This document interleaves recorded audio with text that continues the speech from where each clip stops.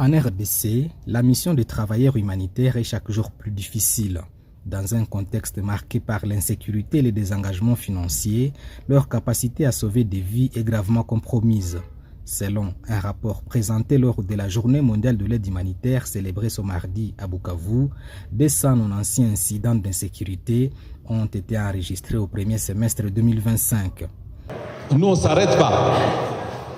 On préfère aller pour apporter l'assistance. Je disais que c'était 21 cas de travailleurs humanitaires qui ont été victimes, qui sont décédés, mais on parle plutôt de 12. Bon, il y a des ajouts récemment d'ailleurs. Ça, c'est au début jusqu'aujourd'hui, le premier semestre, on a 296 incidents qui touchent directement les humanitaires. Au-delà du manque de moyens financiers, la désinformation et l'insécurité compliquent davantage la mission.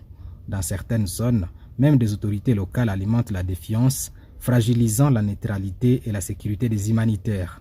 Les contextes de crise humanitaire, mais aussi les contextes où il y a de plus en plus moins de l'argent, moins de financement.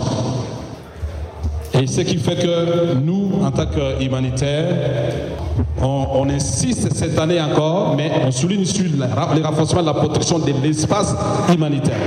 Mais quand on parle de l'espace humanitaire, ça signifie que nous devons avoir les passages, l'accès. Et l'acteur humanitaire doit être protégé. Donc, quand on parle de ça, on parle de meilleure sécurité des acteurs et les opérations humanitaires. C'est ce qu'on cherche. Face à ces défis, les organisations humanitaires lancent un appel pressant. Protéger les humanitaires, les civils, respecter les droits internationaux humanitaires et financer les lignes de vie essentielles.